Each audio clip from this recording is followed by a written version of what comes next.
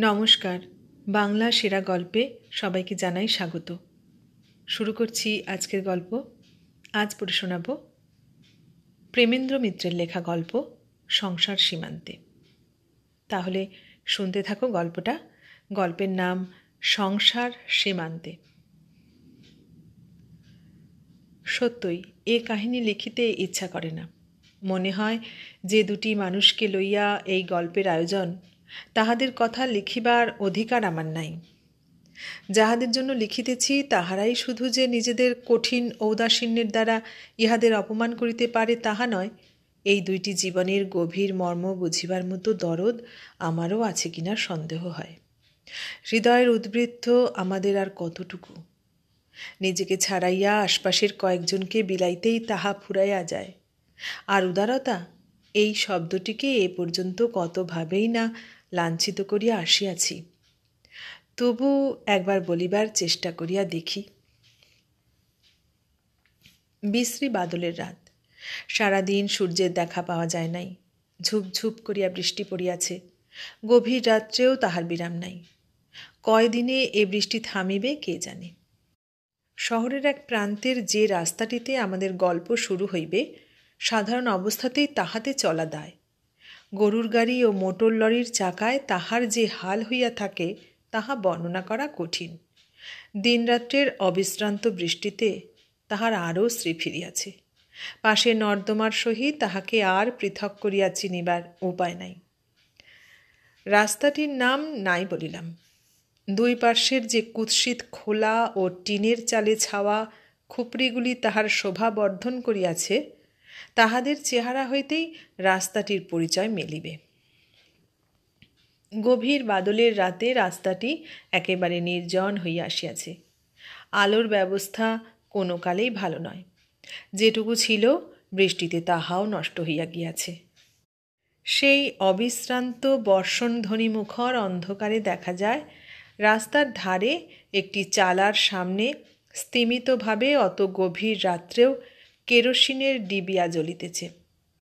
বৃষ্টির ঝাপটা হইতে সযত্নে দুই হাতে কেরোসিনের ধূমবহুল শিখাটিকে যে আড়াল করিয়া বসিয়া আছে, তাহার দুরাশার বুঝি আর অন্ত নাই। কিংবা হয়তো হতাশার শেষ সীমায় সে আসিয়া পৌঁছিয়াছে। তাহার মৃত মনের কাছে বাহিরের দুর্যোগের কোনো অর্থই আর নাই। প্রত্যহের অভ্যাসবশতই ক্লান্ত হতাশ চোখে পথের দিকে ব্যর্থ প্রতীক্ষায় সে বসিয়া আছে। কেরোসিনের ডিবিয়ার মৃদু আলোয় তাহাকে ভালো করিয়া দেখা যায় না। হাত দিয়া শিখাটিকে আড়াল করিবার দরুন তাহার মুখে ও দেহে গাঢ় ছায়া পড়িয়াছে। সত্য কথা বলতে কি, দেখিবার আর সেখানে কিছুই নাই। কোনোদিন তাহার দেহে ও মুখে প্রাণীর শিখার দ্যুতি ছিল কিনা তাহাই সন্দেহ হয়। ধূম ও কালি এখন তাহার সর্বস্ব। নারীত্ব ও যৌবনের সে একটা কুৎসিত বিকৃতি মাত্র। ভিতর হইতে নিদ্রাজড়িত কণ্ঠে কে একবার বলিল, হ্যাঁ লা রজনী, বার দরজা বন্ধ করতে হবে না? সমস্ত রাত বসে থাকবি নাকি? এ বৃষ্টিতে যে পথে কুকুর বেড়াল বেরোয় না। দরজা হইতে রজনী কর্কশ কণ্ঠে কুৎসিত ভাষায় যে উত্তর দিল, অন্য সময় হইলে তাহা হইতেই একটা তুমুল ঝগড়ার সূত্রপাত হইতে পারিত। কিন্তু যাহার উদ্দেশ্যে কথাগুলা বলা হইয়াছিল, নিদ্রার ঘরে সে বোধহয় ভালো করিয়া শুনিতে পায় নাই। আগামী কলের জন্য মুখরোচক কলহটি সে মুলতুবি রাখিল, এমনও হইতে পারে। গায়ের কাপড়টা আরও একটু ভালো করিয়া জড়াইয়া রজনী দরজাতেই তেমনইভাবে বসিয়া রহিল। কাপড় চোপড় তাহার ভিজিয়া একাকার হইয়া গিয়াছে। যেখানটায় পা রাখিয়াছিল সেখানেই কাদা হইয়াছে প্রচুর। পা দুইটা যেন ঠান্ডা বরফ হইয়া গিয়াছে মনে হইতেছিল। তবু ইহার মধ্যে রজনীর উঠিলে চলে না। হয়তো এই দুর্যোগের রাত্রেও মাতাল হইয়া কেহ এ পথে আশ্রয়ের সন্ধানে আসিতে পারে। নেশার ঝোঁকে সে তো আর বাদ বিচার করিবে না। আরও ঘণ্টাখানেক এইভাবেই কাটিয়া গেল। হঠাৎ রজনী সচকিত হইয়া কান খাড়া করিয়া রহিল। অন্ধকারে কিছুই দেখা যায় না, কিন্তু তাহাদের রাস্তাটা যে ধারে কিছু দূর অগ্রসর হইয়া ক্রমশ ভদ্র হইবার চেষ্টা করিয়াছে, খোলার চালা পরিত্যাগ করিয়া একটি দুইটি কোঠা ও ভদ্র গৃহস্থ বাড়ি দুই পাশে পাইয়াছে, সেখান হইতে যেন কাদার ভিতর কাহার পদশব্দ পাওয়া যাইতেছে। পদশব্দ ক্রমশই দ্রুত অগ্রসর হইতে লাগিল। না, কোনো মাতালের পায়ের শব্দ এ নয়। কাদার ভিতর দিয়া দ্রুত বেগে কে যেন ছুটিয়া আসিতেছে বলিয়াই মনে হয়। রজনী নিরাশ হইল। জলবৃষ্টির ভিতর দিয়া কেহ যে ঊর্ধ্বশ্বাসে তাহার ঘরে আশ্রয় লইতে আসিতেছে না, ইহা ঠিক। একলা বসিয়া থাকিতে একটু বুঝি তাহার ভয়ও করিতেছিল। ভয় অবশ্য তাহার অমূলক। মানুষের কাছ হইতে আশঙ্কা করিবার তাহার আর কিছু নাই। জীবনের চরম ক্ষতি তাহার হইয়া গিয়াছে। রজনী জোর করিয়া বসিয়া রহিল। হঠাৎ অন্ধকারের ভিতর হইতে কৃষ্ণকায় একটি বিশাল মূর্তি বাহির হইয়া আসিল। আশ্চর্যের বিষয়, রজনীর দরজার কাছে আসিয়াই সে থামিয়াছে। পিছন দিকে একবার সে ফিরিয়া চাহিল। তাহার পর রজনীকে একেবারে বিস্মিত করিয়া দিয়া তাহারই কাছে আসিয়া চাপা গলায় তাড়াতাড়ি বলিল, চ, তোর ঘরে চ। রজনী সত্যই এই আকস্মিক সম্ভাষণে একটু বিহ্বল হইয়া পড়িয়াছিল। প্রথমটা সে কোনো কথা বলিতেই পারিল না। স্থানুর মতো যেখানে বসিয়াছিল সেখানেই বসিয়া রহিল। কিন্তু তাহার বাকস্ফূর্তি হইবার পূর্বেই লোকটা অদ্ভুত এক কাণ্ড করিয়া বসিল। হঠাৎ নিচু হইয়া ফুঁ দিয়া তাহার কেরোসিনের আলোটি নিবাইয়া দিয়া সে বলিল, ঢং করে তবু বসে আছে, দেখো, কই তোর ঘর? এই অদ্ভুত ব্যবহারে ভীত হইয়া রজনী চিৎকার করিয়া উঠিতে যাইতেছিল, কিন্তু লোকটা তাহার পূর্বেই তাহার মুখে হাত চাপা দিয়াছে। রজনীর কণ্ঠ আর শোনা গেল না। লোকটা চুপি চুপি তাহার কানের কাছে মুখ লইয়া গিয়া বলিল, ভয় নেই, চেঁচাস নেই। রজনী ভীত ক্রুদ্ধ হইয়া লোকটার হাত ঠেলিয়া দিবার একটু চেষ্টা করিল, কিন্তু সে চেষ্টা বৃথা। লোকটা অসুরের মতো শক্তিতে তাহার গলার কাছটা চাপিয়া ধরিয়া আছে। বেশি জোর জবরদস্তি করিলে বুঝি টিপিয়াই মারিবে। অগত্যা বাধ্য হইয়াই সে চুপ করিল। লোকটা নিজেই উৎসাহী হইয়া টিনের দরজাটা বন্ধ করিয়া দিয়া আবার বলিল, কি, এইখানেই দাঁড়িয়ে থাকবো সারা রাত? রজনী সত্যই ভয় পাইয়াছিল। বলিল, না, তুমি যাও।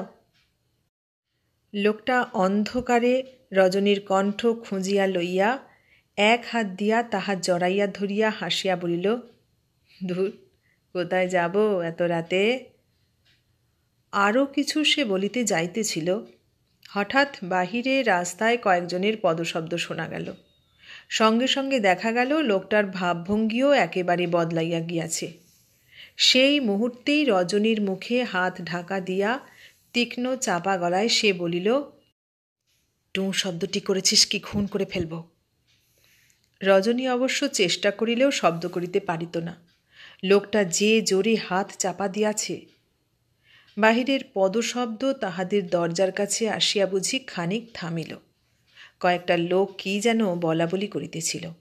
তাহার পর আবার পদশব্দ দূরে মিলাইয়া যাইতেই লোকটা তাহার হাত তুলিয়া লইয়া হাসিয়া বলিল, কেমন ভয় দেখিয়ে দিলাম, দেখলি? কিন্তু ব্যাপারটা যে ঠাট্টার নয় তাহা রজনী বুঝিয়াছিল। লোকটাকে মনে মনে অত্যন্ত ভয় করিতে আরম্ভ করিলেও সে মৃদুস্বরে একবার আপত্তি জানাইয়া বলিল, আমি দরজা খুলে দিচ্ছি, তুমি যাও, আজ আমার শরীর খারাপ।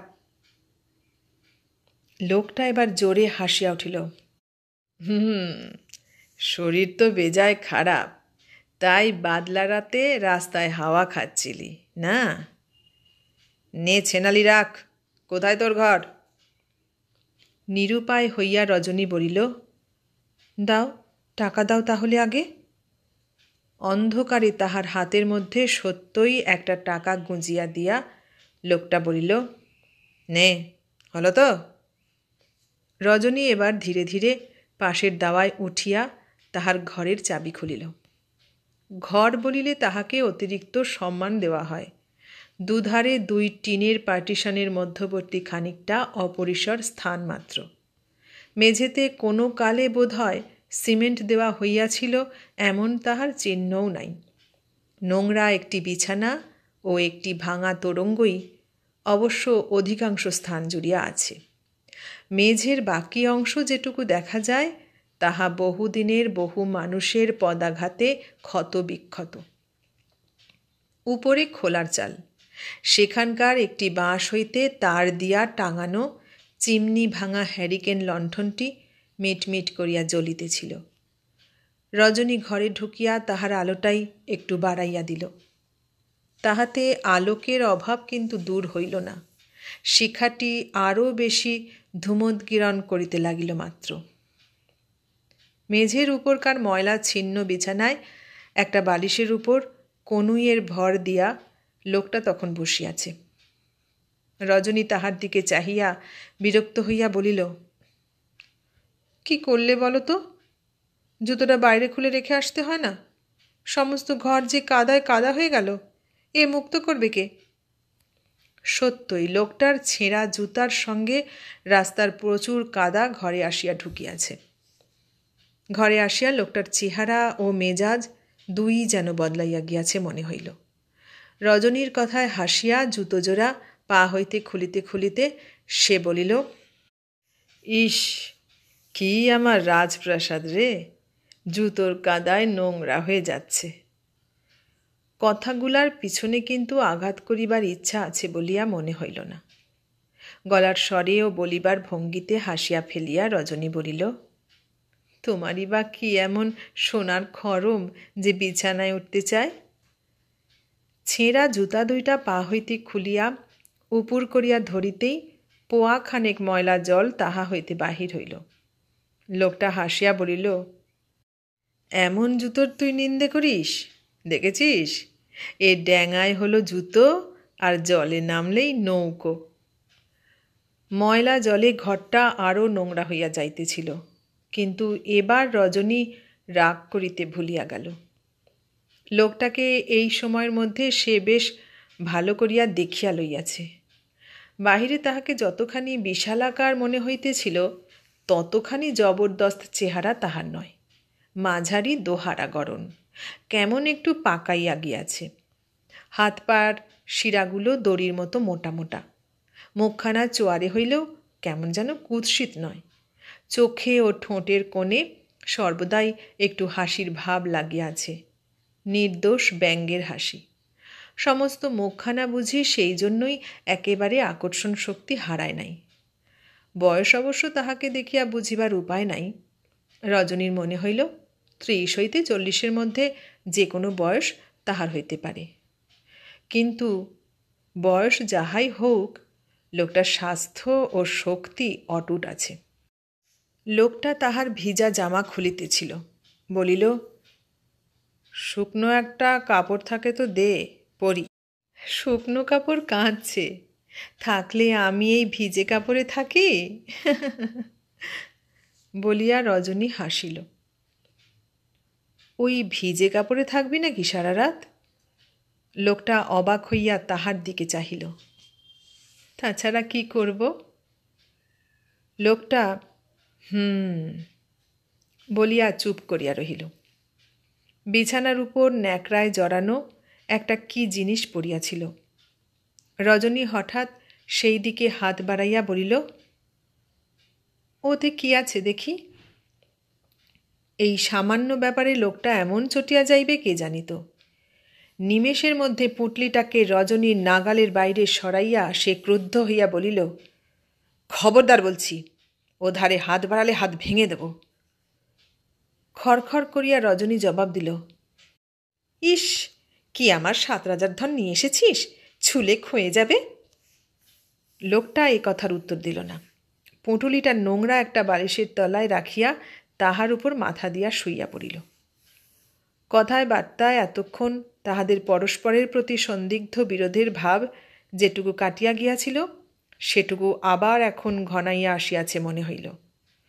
এই লোকটাকে শেষ মুহূর্তে পয়সার লোভে ও পীড়নের ভয়ে ঘরে স্থান দেওয়ার জন্য এখন রজনীর আফসোস হইতেছিল। সে তো তখন ইচ্ছে করিলে চেঁচাইয়া বাড়ির সকলকে জাগাইয়া তুলিতেও পারিত। লোকটা কিছু এক মুহূর্তেই তাহাকে গলা টিপিয়া মারিয়া ফেলিতে পারিত না। এই উগ্র প্রকৃতির অপরিচিত লোকটার সহিত সারা রাত একত্র কাটাইবার চিন্তায় রজনীর ভয় করিতে লাগিল। লোকটা খুনে ডাকাত কিনা কে জানে। সারা রাত সে জাগিয়া কাটাইবে বলিয়া সংকল্প করিল। ঘরের দরজায় ভিতর হইতে চাবি দিয়া চাবিটি গোপনে আঁচলের খুঁটে বাঁধিয়া আলো নিবাইয়া যখন সে শুইয়া পড়িল তখন রাত প্রায় 2টা। অনেক রাত পর্যন্ত সে জোর করিয়া জাগিয়াছিল, কিন্তু ভোরের দিকে শরীরে আর সহিল না। কখন যে সে ঘুমাইয়া পড়িয়াছে তাহার মনে নাই। সকালে সচকিত হইয়া চোখ খুলিবার সঙ্গে সঙ্গে রজনী টের পাইল বাড়িতে বিষম হট্টগোল বাঁধিয়াছে। বাড়ির অন্যান্য অধিবাসিনীরা তাহার রাত্রের অতিথির কথা জানে না। কয়েকজন তাহার ঘরে ঢুকিয়া তীব্রস্বরে ভৎসনাও করিতে শুরু করিয়াছে। হ্যাঁলা, তোর আক্কেল কি বল দেখি? সদর দরজা হাট করে নিজের দরজা খুলে দিব্যি নাক ডাকিয়ে ঘুমাচ্ছিস। রজনী ধর্মর করিয়া এবার বিছানায় উঠিয়া বসিল। সত্যই ঘরে কেহ কোথাও নাই, দরজা সত্যই খোলা। কে আর একজন বলিল, আমরা সবাই তো বেহুঁশ হয়ে ঘুমুচ্ছি, যদি সব চুরিই হয়ে যেত। কিন্তু চুরি যা হইবার তা রজনীরই হইয়াছে।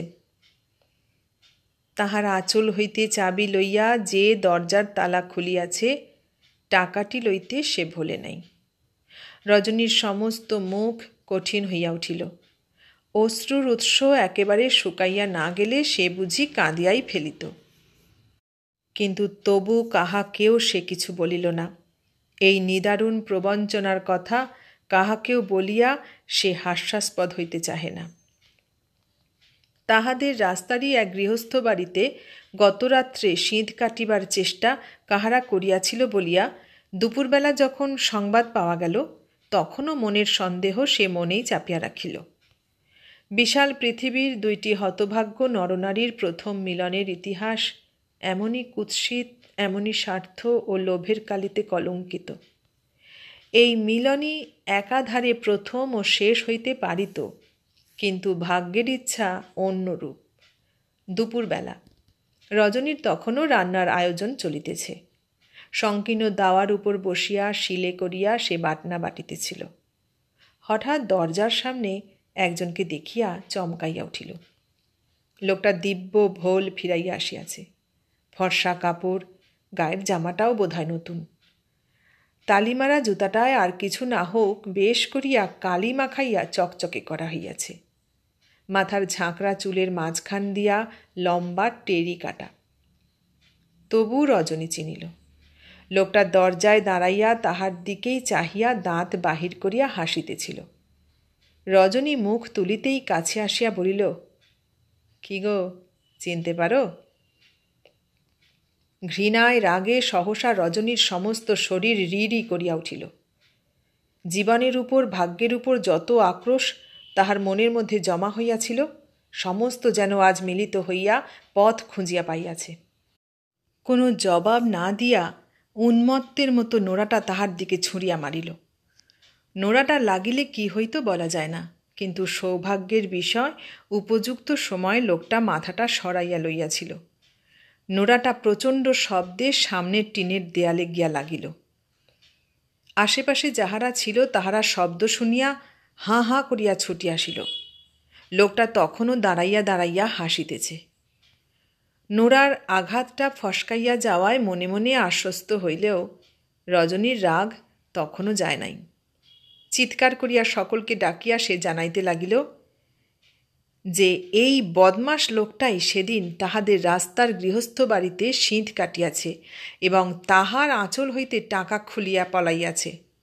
তাহাকে ধরিয়া পুলিশে দেওয়া হোক।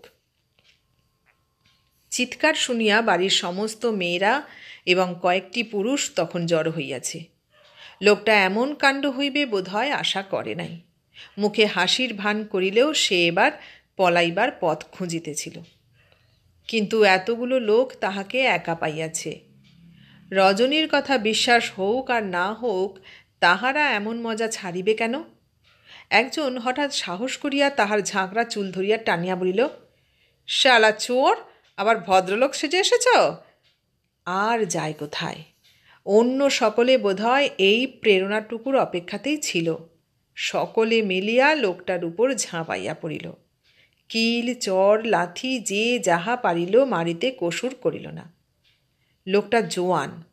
কিছুক্ষণ সে জুঝিবার চেষ্টা করিয়াছিল, কিন্তু মারও সে সেই জন্যই বেশি খাইল। তাহার জামা কাপড় ছিঁড়িয়া আধমরা না করিয়া দেওয়া পর্যন্ত মেয়ে পুরুষ কেহ নিরস্ত হইল না। বোধহয় হ্যাঙ্গামের ভয়েই শুধু পুলিশে দিতে তাহারা বাকি রাখিল। রজনী মারামারিতে যথাসম্ভব যোগ দিয়াছে। এখন দাওয়ার উপর দাঁড়াইয়া হাঁপাইতে হাঁপাইতে গাল পাড়িতেছিল। আঁচল থেকে টাকা খুলে নেবে না, পাজি বদমাস কোথাকার। বাড়ির বাহিরেও তখন পথিকদের ভিড় জমিয়া গিয়াছে। অতিরঞ্জিত হইয়া ইতিমধ্যে ব্যাপারটা মুখে মুখে ফিরিতেছে। নানা জনে নানা রকম মন্তব্যও করিতেছিল। লোকটা তখন অবসন্নভাবে উঠানের উপর পড়িয়া, গায়ের মাথার অনেক জায়গা কাটিয়া রক্ত বাহির হইতেছে। কাতরভাবে সে ধুঁকিতেছিল। কে একজন বাহির হইতে খবর দিল যে মারামারির সংবাদ শুনিয়া পুলিশ আসিতেছে। আর একজন বলিল, পুলিশ এলে তো যারা মেরেছে তাদেরও ছাড়বে না বাপু। চোরকে ধরিয়ে দিতে পারো, মারবার তোমরা কে? আর মার বলে মার, লোকটা তো মরে গেছে। কথাটা মিথ্যা নয়, যুক্তিযুক্তও বটে। যাহারা এতক্ষণ সোৎসাহে হাত চালাইয়াছিল তাহারা যে যার সরিয়া পড়িবার চেষ্টা করিল। জনমতের গতি ফিরিয়াছে। একজন বলিল, চোর বলে যে মারলে, চোর চিনলে কে শুনি? চোর কি ওর গায়ে লেখা আছে? বাহির হইতে একজন আসিয়া সহানুভূতি জানাইয়া বলিল, তুমিও তো আচ্ছা লোক হে, মার খেয়ে চুপ করে পড়ে আছো। থানায় চলো, একটা ডায়েরি করে আসি। মারার মজাটা সব টের পেয়ে যাবে। উঠিবার শক্তি ছিল না বলিয়াই বোধহয় লোকটা কোনো উত্তর না দিয়া চুপ করিয়া পড়িয়া রহিল। যাহারা মারিয়াছিল তাহাদের অনেকেরই পুলিশের ভয়ে রাগটা তখন রজনীর উপর গিয়া পড়িয়াছে। বাড়ির ভিতর হ্যাঙ্গামা হইবার ভয়ে বাড়ির অধিস্বামিনী ব্যস্ত হইয়া উঠিয়াছিল। রজনীর কাছে আসিয়া ঝঙ্কার দিয়া সে বলিল, দোষ তো এই মাগির। চোর চোর বলে পাড়া মাথায় করে তুললে কে? এখন ঠেলা সামলাক। রজনীর গালাগাল খানিক আগেই বন্ধ হইয়া গিয়াছে। সমস্ত ব্যাপারটার এই পরিণতি দেখিয়া ভয়ে সে কাঠ হইয়া দাঁড়াইয়াছিল। দু একজন প্রহৃত লোকটাকে তখনও থানায় গিয়া ডায়েরি করাইবার জন্য পিড়াপিড়ি করিতেছে। বাড়িওয়ালি আবার তীব্রস্বরে বলিল, ঢং করে দাঁড়িয়ে আছিস যে বড়, লোকটা ওইখানেই পড়ে থাকবে নাকি? থানা পুলিশ না হলে সুখ হচ্ছে না, না? কেন বলা যায় না, প্রহৃত হইয়াও থানায় যাইবার আগ্রহ লোকটার বিশেষ নাই। বাড়িওয়ালির ধমক খাইয়া ভয়বিহ্বল রজনী তাহাকে আসিয়া তুলিয়া ধরিবার চেষ্টা করিতে গেলে সে নিজেই কষ্ট করিয়া উঠিয়া ধীরে ধীরে রজনীর কাঁধে ভর দিয়া তাহারই ঘরে গেল। থানায় খবর দিয়া অন্যায়ের প্রতিকার করিবার জন্য যাহারা ব্যস্ত হইয়াছিল তাহারা ইহাতে খুশি হইতে পারিল না। বাহিরের দরজার কাছে ঘোঁট অনেকক্ষণ ধরিয়া চলিল। লোকটা কোনো প্রকার হাঙ্গামা না করিয়া রজনীর ঘরে যাওয়ায় বাড়িওয়ালি অনেকটা আশ্বস্ত হইয়াছিল। রজনীর ঘরে ঢুকিয়া আহত ব্যক্তির শুশ্রূষা সম্বন্ধে অনেকক্ষণ ধরিয়া বহু মূল্যবান সদুপদেশ দিয়া যখন সে বিদায় হইল, তখনও রজনী জল দিয়া তাহার ক্ষতস্থানগুলি ধোয়াইয়া দিতেছে। বাড়িওয়ালি চলিয়া যাইবার পর লোকটা একবার উঠিবার চেষ্টা করিল। ভীত পাংশু মুখে তাহাকে শোয়াইবার চেষ্টা করিয়া রজনী বলিল, উঠছ কেন? কোথায় যাবে? যন্ত্রণা বিকৃত মুখেও হাসির চেষ্টা করিয়া লোকটা বলিল, থানায় যাব না রে, থানায় যাব না, ভয় নেই। পেটটায় বড় বেদনা, বেটারা বড় জোর লাথি মেরেছে, একটু সেঁক দিতে পারিস? রজনী তাহার আয়োজনেই বাহিরে গেল। নায়ক নায়িকার দ্বিতীয় মিলন এমনি করিয়াই হইল। লোকটা কয়দিন ধরিয়া রজনীর ঘরেই আছে। মার খাইবার দিন হইতে তাহার প্রবল জ্বর। যাইবে সে আর কোথায়? রজনীকে বাধ্য হইয়াই সেবা করিতে হইতেছে। ব্যাপারটার সমস্ত দোষ তাহার ঘাড়ে চাপাইয়া বাড়ির আর সকলে দিব্য নিশ্চিন্ত হইয়া গিয়াছে। ঘরে বসাইয়া একটা লোকের দিনের পর দিন শুশ্রূষা করা রজনীর সাধ্য নয়। প্রথম দিন লোকটা পকেট হইতে গোটা কয়েক টাকা বাহির করিয়া দিয়াছিল বলিয়াই কোনো মতে চলিতেছে। রজনী এ দায় হইতে কোনো রকমের নিষ্কৃতি পাইলেই বোধহয় বাঁচে। পুলিশের ভয়েই সম্ভবত সে এ পর্যন্ত কোনো উচ্চবাচ্য করিতে পারে নাই। কিন্তু হপ্তা কাবার হইবার পরও লোকটার যে সরিবার কোনো লক্ষণ নাই। রজনীর ধৈর্য আর কতদিন থাকে? সকালে ঘায়ের পটি খুলিতে খুলিতে সে মুখ ঝামটা দিয়া বলিয়াছে, ভিটকেলেমি করে কদিন বিছানায় পড়ে থাকা হবে শুনি? আমি আর পারব না, তা যা হয় হোক। যা হয় হোকটা পুলিশের ব্যাপার সম্বন্ধে। রজনীর সে ভয় এখনো বুঝি একটু আছে। লোকটাও সঙ্গে সঙ্গে উত্তর দেয়, পারবি নাকি? এতগুলো করকরে টাকা কি মাগনা দিলাম?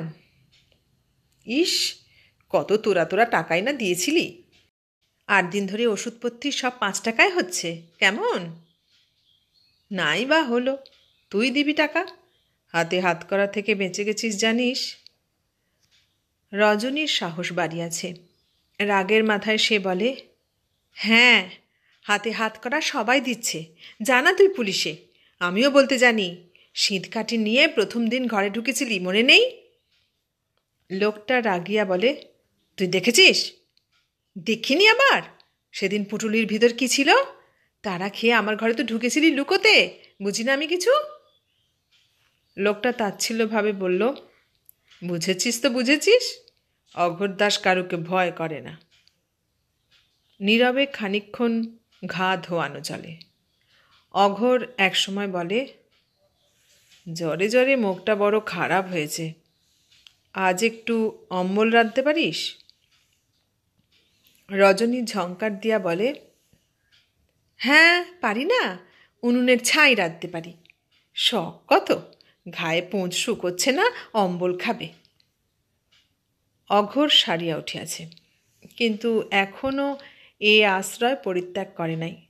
দিন রাত্রে রজনীর সঙ্গে রোজ তাহার ঝগড়া বাঁধে। রজনী গালাগাল দিয়া বলে, কাল যদি তুই বাড়ি থেকে দূর না হোস তো মুড়ো ঝাঁটা মারব। অঘোর প্রচণ্ড শপথ করিয়া জানায় যে পরদিন প্রাতকাল হইতে সে রজনীর আর মুখদর্শন করিবে না। কিন্তু যাই যাই করিয়া যাওয়া আর হইয়া উঠিতেছে না। ছন্নছাড়া জীবনে স্থান হইতে স্থানান্তরে ভাগ্যের দ্বারা চিরদিন বুঝি সে বিতাড়িত হইয়াই ফিরিয়াছে। একটুখানি নিশ্চিন্ত বিশ্রামের স্থান তাহার কখনো মেলে নাই, তাই যাইতে তাহার সহজে মন উঠে না। রজনী অন্য সময় গাল পাড়িলেও সকালবেলা ঝাঁটা মারিয়া তাড়াইবার কথাটা কেমন করিয়া বিস্মৃত হইয়া যায়। অঘোর একেবারে অবুঝ নয়। ইতিমধ্যে একদিন বাহির হইয়া সে কয়েকটা টাকা কোথা হইতে সংগ্রহ করিয়া আনিয়া রজনীর হাতে দিয়াছে, কিন্তু সেই সঙ্গে ফরমাস যাহা করিয়াছে তাহার বহর বড় কম নয়।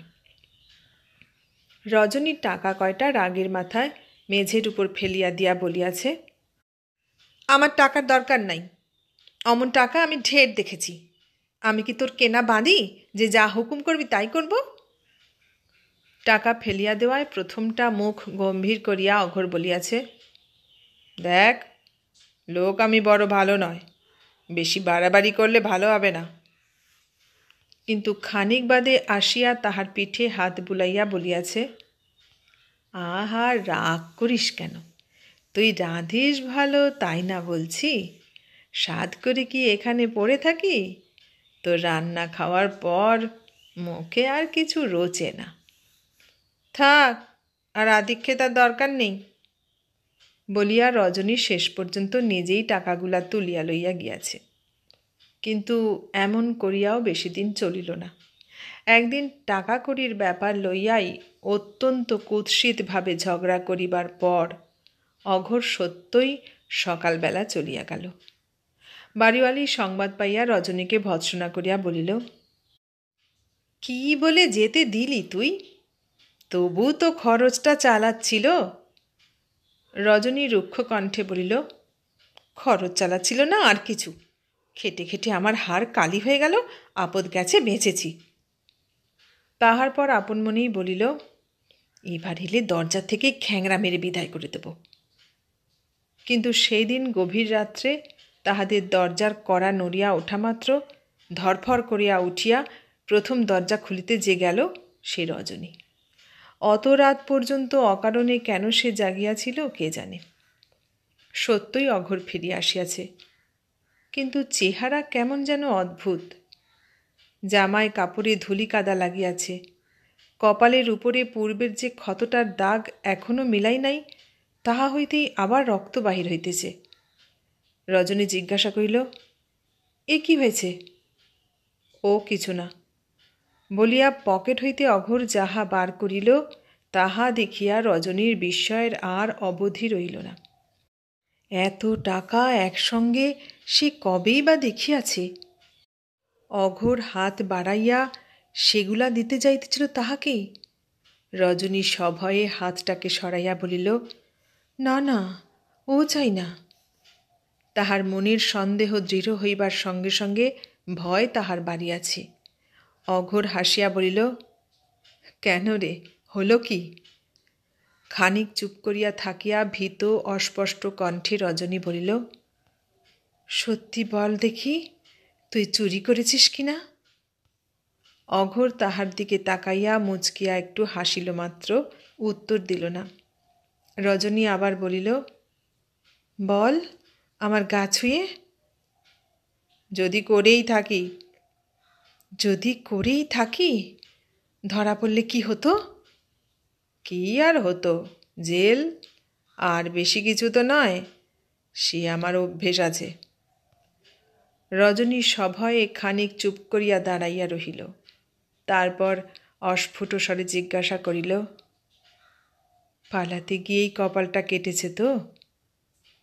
কপালের রক্তটা কাপড় দিয়া মুছিয়া অঘোর বলিল, বেটারা ঢিল ছুঁড়ল যে। রজনী হতাশভাবে বলিল, অমনি করেই তুই কোন দিন মরে যাবি। তা গেলেই বা কার কি? অঘোরদাসের জন্যে তিনকুলে কাঁদবার কেউ নেই। রজনী তখন কোনো কথা আর বলিল না। ঘণ্টাখানেক বাদে বিছানায় শুইয়া হঠাৎ অঘোরের গলায় হাত রাখিয়া রজনী বলিল, একটা কথা বলবো, রাখবি বল? নিদ্রাজড়িত স্বরে অঘোর বলিল, কি? তুই আর চুরি করতে পাবিনি। ঘুমের ঘোরে আচ্ছা বলিয়া অঘোর পাশ ফিরিয়া শুইল। রজনী কিন্তু তাহাকে নিশ্চিন্তভাবে ঘুমাইতে দিল না।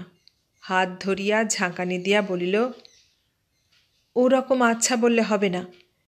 তুই দিব্যি করে বল, কখনো আর চুরি করব না। কাঁচা ঘুম ভাঙায় অঘোর চটিয়া গিয়াছিল। বলিল, তবে কি ডাকাতি করে খাবো? না, তুই একটা কাজকর্ম দেখ। কাজকর্ম দেবে কে? তুই বাজে বকিস নি, ঘুমোতে দে। কিন্তু রজনী ছাড়িল না। আবার তাহার হাত ঝাঁকানি দিয়া একটু কঠিন স্বরে বলিল, না, তোকে চুরি ছাড়তেই হবে, না হলে এখানে আর আসতে পাবি না।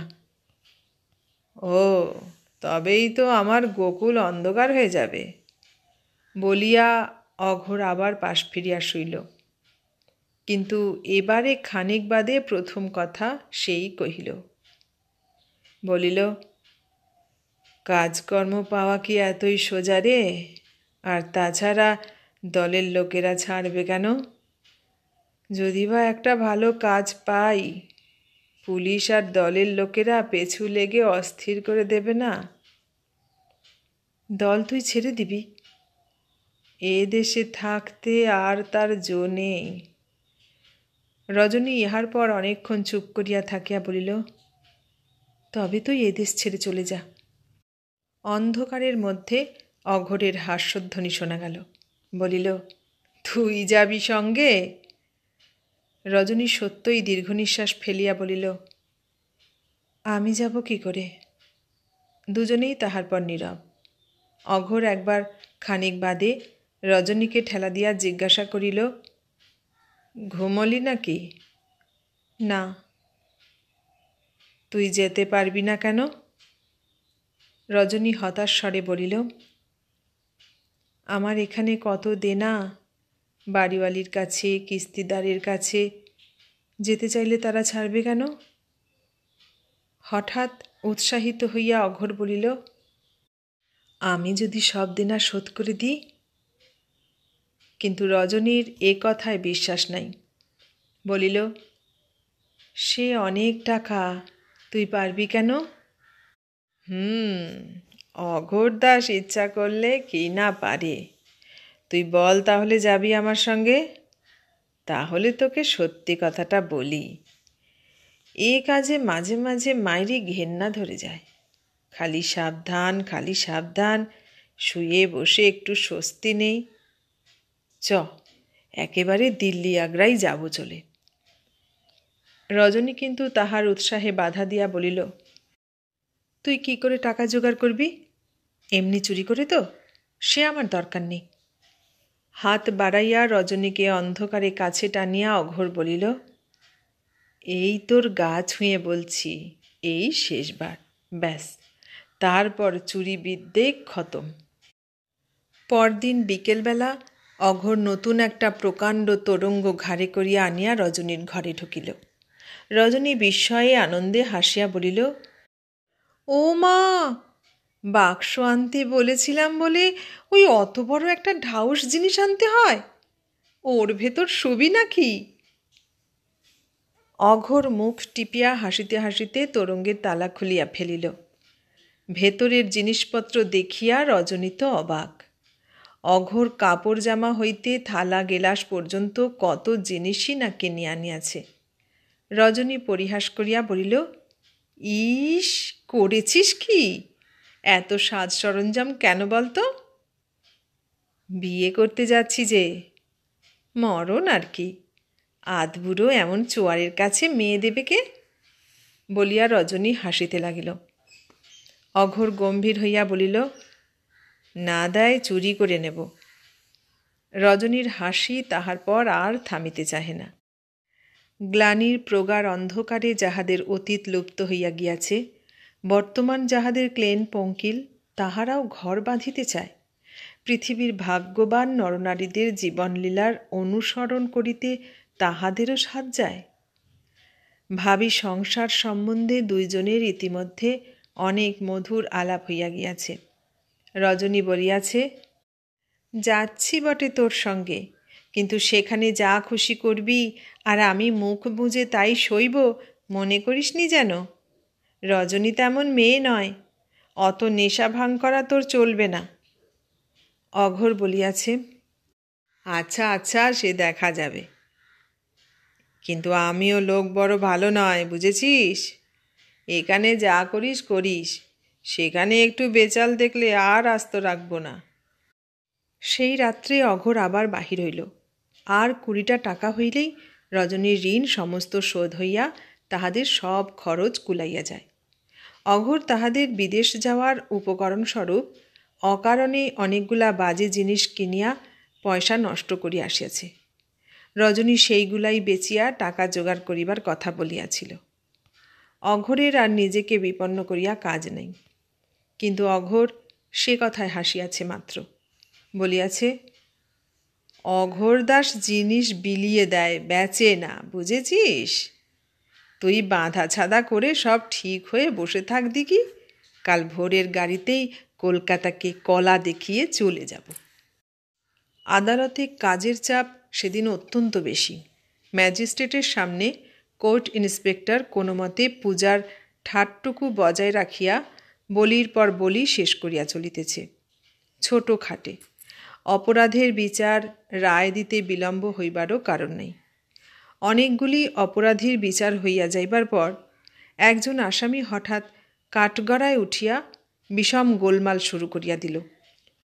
বুড়ো মদ্য ছাড়া পাইবার জন্য তাহার মিনতি ও শিশুর মতো কান্না দেখিয়া আদালতের লোকের পক্ষে হাসি সংবরণ করা কঠিন। বিচারক নামটা ভালো শুনিতে পান নাই।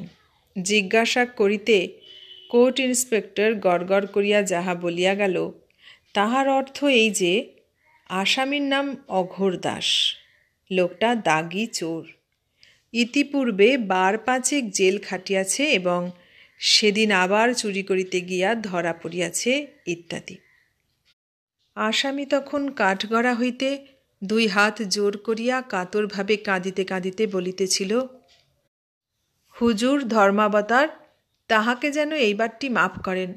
সে চুরি করিবার চেষ্টা করিয়াছে, কিন্তু কিছুই লইতে পারে নাই।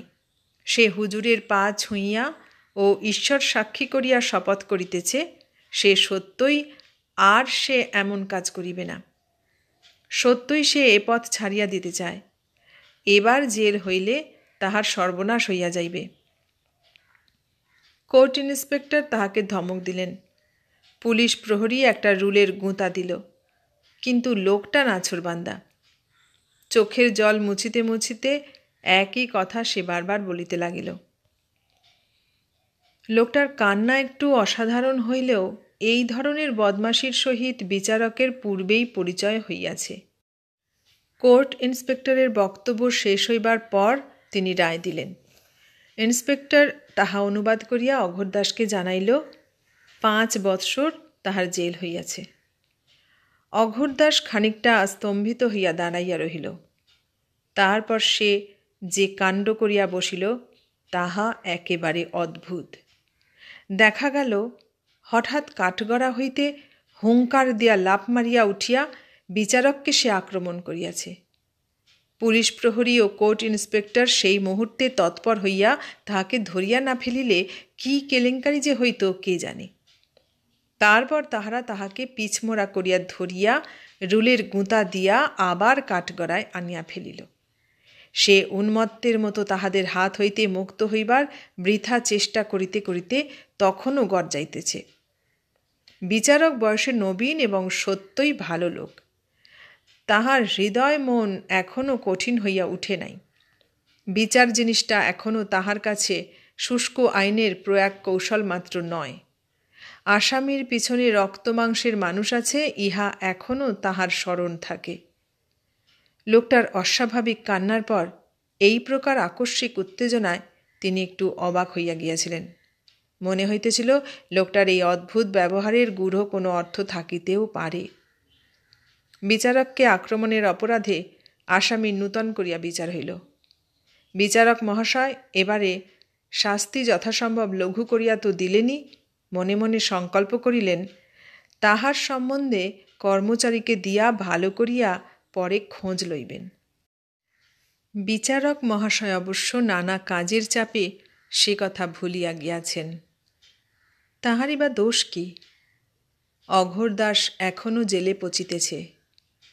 নিরবচ্ছিন্ন বর্ষার রাতে এখনও নিশ্চয় কলিকাতার একটি কর্দমাক্ত নোংরা ও কুৎসিত পথের ধারে কেরোসিনের ডিবিয়ার ম্লান আলো দেখা যায়। ডিবিয়ার ধূমবহুল শিখাকে শীর্ণ হাতে সযত্নে বৃষ্টির ঝাপটা হইতে আড়াল করিয়া গভীর রাত্রি পর্যন্ত এখনও নিশ্চয় বিগত যৌবনা রূপহীনা রজনী এক রাত্রের অতিথির জন্য হতাশ নয়নে পথের দিকে চাহিয়া প্রতীক্ষা করে।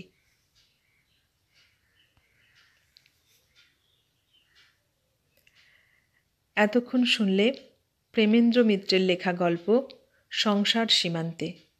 কেমন লাগলো গল্পটা? ভালো লাগলে লাইক, কমেন্ট, শেয়ার করো। আর নতুন বন্ধু হলে সাবস্ক্রাইব করার অনুরোধ রইল। সবাইকে অনেক ধন্যবাদ জানিয়ে আজ এখানেই শেষ করলাম।